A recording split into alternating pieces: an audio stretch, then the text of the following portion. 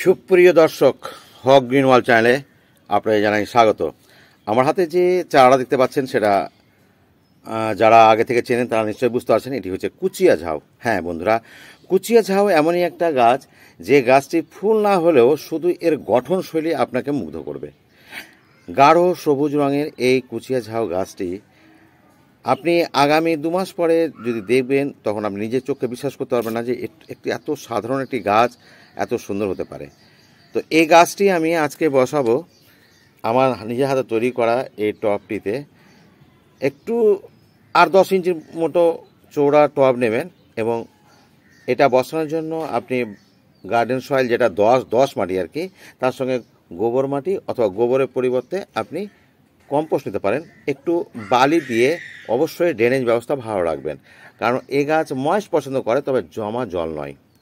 আর এই গাছ একটু জল পছন্দ করে, যার জন্য জল আপনি দুবেলাই দেবেন, কিন্তু জল জমে না থাকে তাহলে ওয়েল ড্রেনেজ করবেন। যদি আপনি এই মুহূর্তে আপনি সিংকুচি বনডাস বা নিমখোল দিতে পারেন, খুব ভালো হয়। না পেলে মাটি, বালি, কোকোপিট এবং কম্পোস্ট অবশ্যই দিয়ে গাছটা বসাবেন। ব্যাস, যদি আগে থেকে মাটি করে থাকেন তাহলে 1 চামচ এসএসপি দিয়ে দেবেন।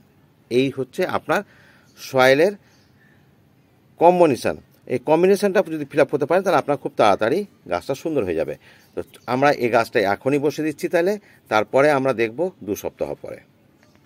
বন্ধুরা, 2 সপ্তাহ পরে আপনাদের উপস্থাপনা করলাম। গাছটি হয়তো দৈর্ঘ্যে খুব একটা বাড়েনি, হয়তো 1 ইঞ্চি বেড়েছে 2 সপ্তাহের মধ্যে, কিন্তু গাছের চারপাশে দেখুন প্রচুর কিন্তু আমার অন্যান্য গাছ জন্মেছে। আসলে আমি এখানে বেশ কিছু সিড ফেলে দিয়েছিলাম। সিড ফেলেছিলাম মানে এই জন্য যে এত দাবদাহ চলছে এই এপ্রিল মাসে, যে এই গাছটার সঙ্গে সঙ্গে যদি এই চারাগুলো হয়ে যায় তাহলে এই গাছটাকে কিছুটা হলেও সাপোর্ট দেবে, ঘন হয়ে থাকবে, রোদটা কম লাগবে।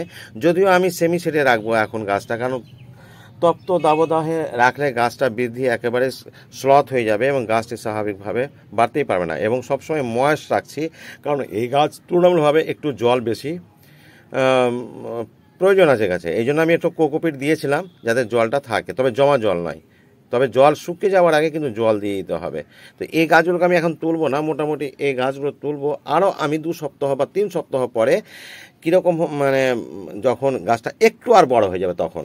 তো আমরা 2-3 সপ্তাহ পরের অবস্থা কি হতে পারে সেটা নিয়ে আমরা আলোচনা করবো এবার। বন্ধুরা, এবার বুঝতে পারছেন গাছটা অনেকটাই বড় হয়েছে, দেখুন কত সুন্দর হয়েছে এবং ব্রাঞ্চ তৈরি হয়েছে। এর কিন্তু প্রুনিং করতে হয় না। এটা অনেকে মনে করে যে হয়তো এটাকে প্রুনিং করে বুশি করা হয়েছে, মোটেই না। এটা প্রকৃতির নিয়মেই কিন্তু এটা বুশি হয়ে গেছে, আর এটা একটা নির্দিষ্ট শেপও চলে আসবে। তবে এর জন্য আপনাকে আগামী 1 মাস অপেক্ষা করতেই হবে। তো 1 মাস আমি অপেক্ষা করবো না, আমি পরবর্তী একটা ধাপ আপনাদের দেখাবো। মোটামুটি 2 সপ্তাহ পর পর দেখাচ্ছি। তো 2 সপ্তাহ পরে আর কীরকম হতে পারে সেটা আমি দেখাবো। তবে হ্যাঁ, এই গাছের আগেই বলেছি জল সবসময় দিয়ে রাখবেন, কারণ জমা জল নয় কিন্তু ময়েস্ট করে রাখবেন। তবে আজকে মাত্র আমি এই 8-10টি ডিএপির দানা দিলাম, কারণ এখানে পটাশযুক্ত খাবারের কোনো প্রয়োজন হয় না, শুধু ডিএপি অর্থাৎ ডাইমোনিয়াম ফসফেট অর্থাৎ নাইট্রোজেন এবং ফসফেট থাকলে যথেষ্ট। এরকম আপনি মাসে একবার করে 10-15টা দানা দিয়ে দিবেন, তাতেই থাকবে সুন্দর। আর কি করতে হবে তারপরে আমরা পরবর্তী পর্যায়ে আমরা এটা জানবো যে এর পরবর্তী পর্যায়ে আমাদের পরিচর্যা কিভাবে করতে হবে। তো চলুন আমরা 2 সপ্তাহ অপেক্ষা করার পর আবার গাছের সামনে আসব। তো হ্যাঁ বন্ধুরা, এবার গাছটা কিন্তু অনেকটাই ঝাঁকালো হয়েছে, বুশি হয়েছে। আমি এর আগের ধাপেই বলেছিলাম যে এই গাছটাকে কিন্তু আমাদের প্রুনিং করতে হয় না, এটা প্রকৃতির নিয়মেই কিন্তু এ বুশি হয়ে যাবে। তবে এখনও সেরকমভাবে ঘন হয়নি, মানে শুধু গাছটা বাড়ছে, লম্বার দিকে যতটা ততটা চৌড়ার দিকে একটা শেপ নিচ্ছে আর কি। এটা প্রকৃতির নিয়মে নেবে, আপনাকে কিছু ভাবতে হবে না। তো আজকে একটু খাবার দিতে হবে, কারণ মাঝে মাঝে খাবার না দিলে এই টবের গাছ বুঝতেই পারছেন একটা সীমিত মাটিতে থাকে, খাবারও সীমিত থাকে, তাই আমি খাবারটা দিতে হবে মনে করে। আর এই যে আগাছা জন্মায়, আগাছাগুলোকে পরিষ্কার করতে হবে, কারণ অপ্রয়োজনীয় খাবারটা এরা আবার নষ্ট করবে। তো কী ধরনের খাবার দেবো সেটা নিয়ে একটুখানি আলোচনা করি। ভিডিওটি অবশ্যই আমি বড় করব না, অল্প আর দেখিয়ে আপনাদের সঙ্গে আমি শেষ করব। তো এখানে আমি নিয়েছি কিন্তু এই পাতা পচা সারটা, যেটা বাড়ির মাটি পাতা দিয়ে তৈরি করি, সেটা খুব ভালো কাজ করে। আর জল যেহেতু প্রয়োজন হয় ওই জন্য কোকোপিটটা একটু আর দিচ্ছি।